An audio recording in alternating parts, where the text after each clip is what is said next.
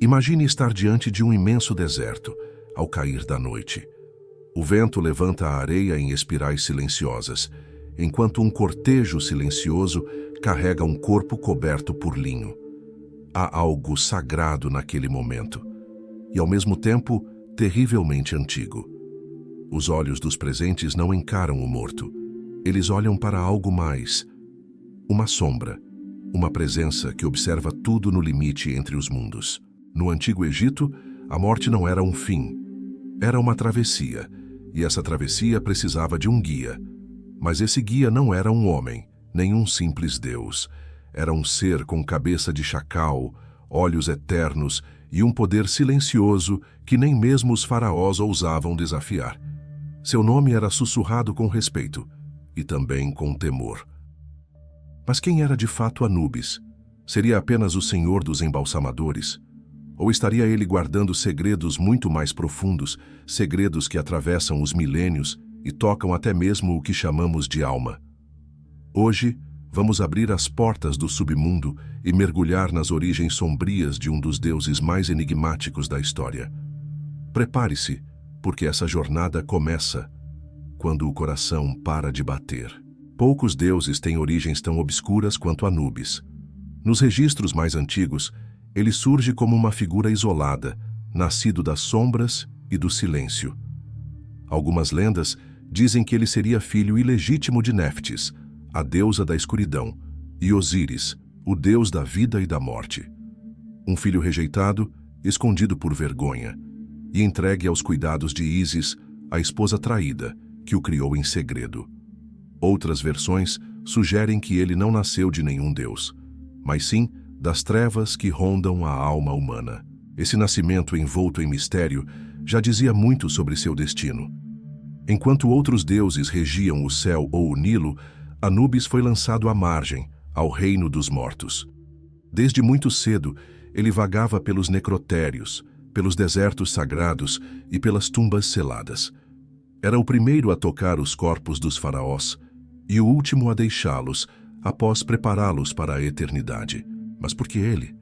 Por que essa figura meio homem, meio chacal, foi designada como o guardião da travessia?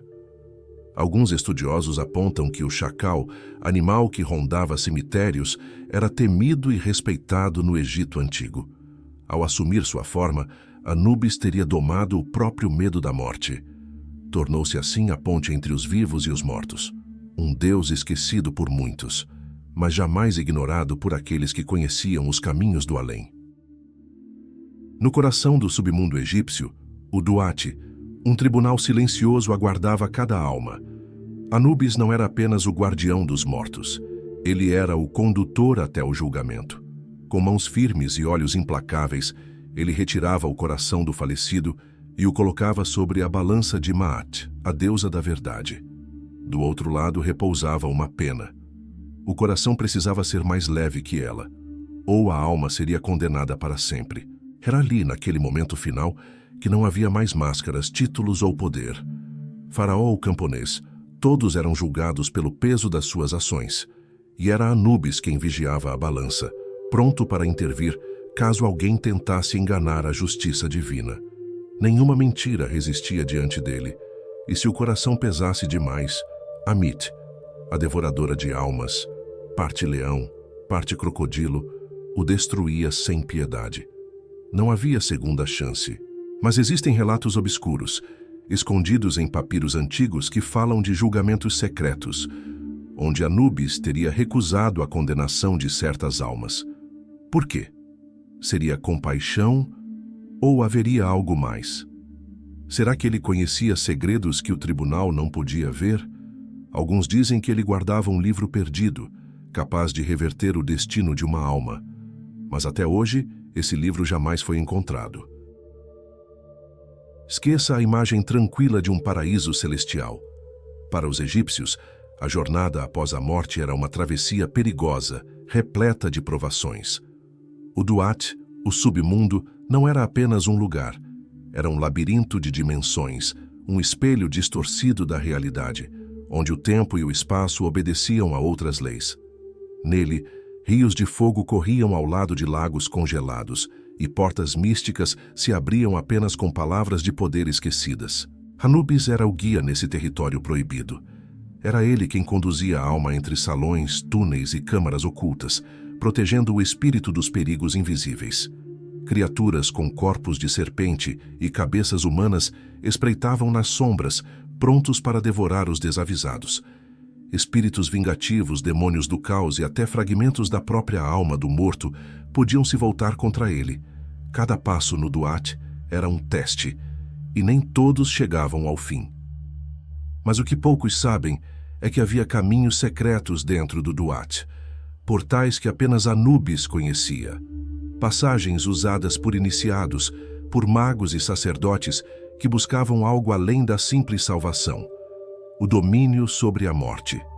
Alguns papiros sugerem que o Duat não era apenas o reino dos mortos, mas um campo de aprendizado oculto, onde a alma podia evoluir ou se perder para sempre.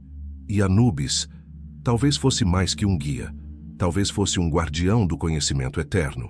Antes de Osíris se tornar o senhor do submundo, Anubis era quem reinava absoluto entre os mortos. Durante séculos, ele foi o único deus ligado ao embalsamamento, ao julgamento e à proteção das tumbas. Mas algo mudou. Aos poucos, Osíris, o deus da vegetação, do renascimento e da ordem, foi tomando esse lugar. Um novo mito surgiu, e Anubis foi rebaixado a mero guardião, um servo silencioso na corte do novo rei dos mortos. Mas por que essa substituição? Seria apenas uma evolução natural dos cultos egípcios? Ou houve uma disputa entre sacerdócios? Alguns estudiosos acreditam que a ascensão de Osíris foi política. Seu culto estava ligado às elites do Vale do Nilo, que buscavam centralizar o poder religioso. Já Anubis era adorado em regiões mais antigas e afastadas, ligadas a tradições ancestrais que foram sendo abafadas ao longo do tempo. Curiosamente, em algumas representações mais antigas, Anubis aparece no trono do submundo, enquanto Osíris sequer é citado. Isso levanta uma hipótese ousada. Teria Osíris tomado o lugar de Anubis através de um processo de reescrita teológica? E se sim, o que motivou o apagamento de um Deus tão poderoso? Talvez Anubis soubesse demais. Talvez seu conhecimento sobre a morte e a alma fosse considerado perigoso demais para permanecer no centro do culto egípcio. Nem todas as histórias sobre Anubis estão nos livros. Algumas foram enterradas literalmente em tumbas seladas e cavernas ocultas sob as areias do deserto. Escavações recentes encontraram templos escondidos dedicados unicamente a Anubis, longe das rotas tradicionais do Nilo. Nestes locais, inscrições diferentes mais antigas retratam um Anubis não como servo, mas como soberano, um deus central em rituais que não constam nos registros oficiais. Há relatos de papiros carbonizados que mencionam um ritual da segunda porta, um tipo de cerimônia que permitiria a comunicação direta com os mortos.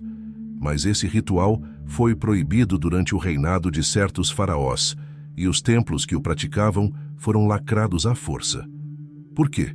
Teria Anubis revelado algo sobre a alma que o Estado egípcio não queria divulgar? Alguns sugerem que esses rituais envolviam projeção espiritual, ou até reencarnação controlada. Além disso, em períodos mais recentes da história egípcia, o culto de Anubis foi associado a seitas clandestinas.